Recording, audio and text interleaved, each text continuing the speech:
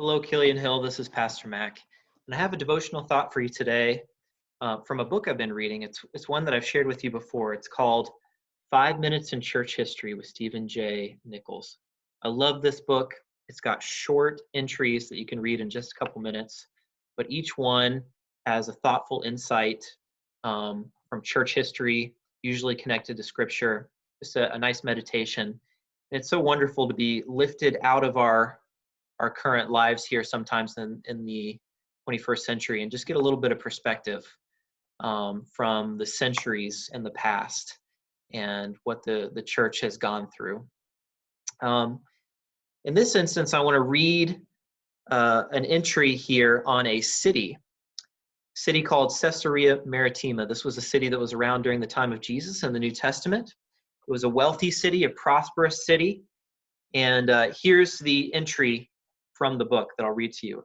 It says, Caesarea Maritima is a city rich in history, biblical history, and church history.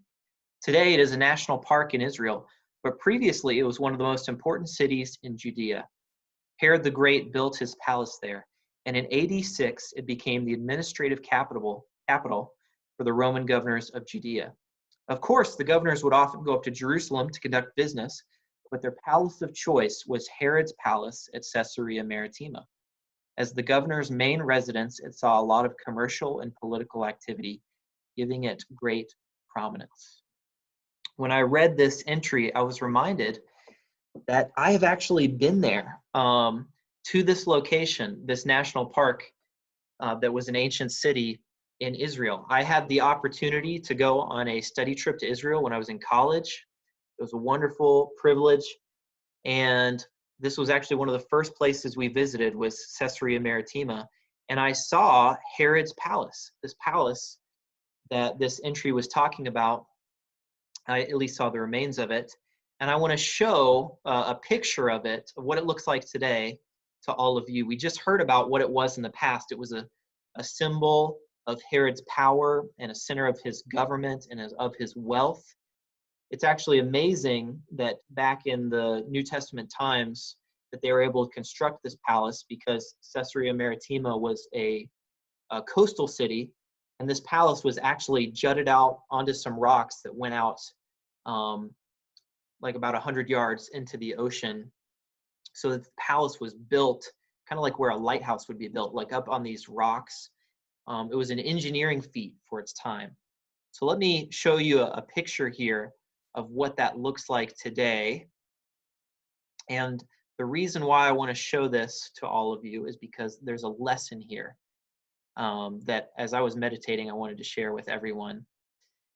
Here is what Herod's palace looks like today. This was once a great stone fortress. And now you can see this square shape in the middle. That was where a pool originally was in the middle of the courtyard of the palace, but there was high walls constructed on each side, fit for a king, where that would have been defensible by a military. But as you can see, time has done its work, and now all those stones have been just decayed, fallen apart. And militaries, of course, took apart the fortress as well. All that's left is just a couple rocks on top of each other. But I remember looking at this in person and just recently reading about it. It just made me go back to standing at that location, looking over this palace that had been destroyed and thinking, wow, this great stone palace was once a symbol of Herod's wealth and his power and his government. Now, 2,000 years later, there's nothing left of it. It's complete ruins. And that stone palace made me think of another recent passage of scripture that we've been looking at together as a church. It's 1 Peter 2.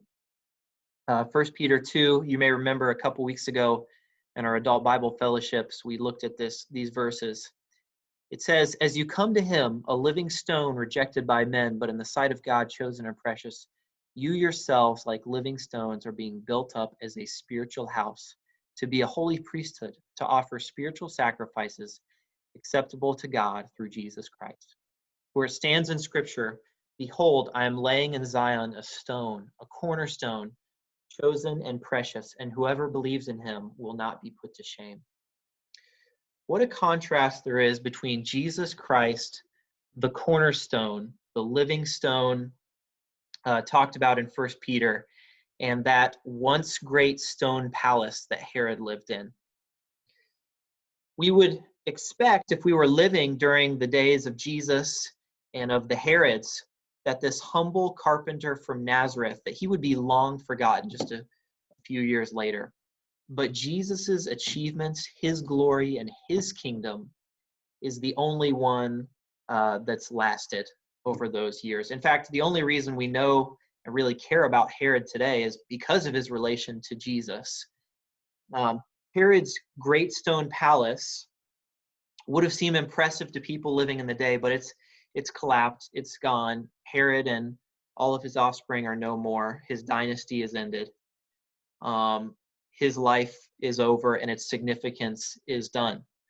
But Jesus, the cornerstone, and the spiritual house that he's built, the church, will last forever. Its glory will last forever. And if we are united to Jesus by faith, then our souls will be eternally secure with Jesus forever. I hope that puts things into perspective for us today. There's so much around us that won't last. It seems impressive, just like Herod's palace, but it won't last. The stock market and the houses that we buy and sell and live in, our government, where we invest a lot of our time and money, really in thousands of years, no one will remember it, just like Herod's palace. But if we believe in Jesus, if we invest our lives and build our lives on him, that's going to last forever. I hope you're encouraged and challenged by that today. Love you and hope you have a great day.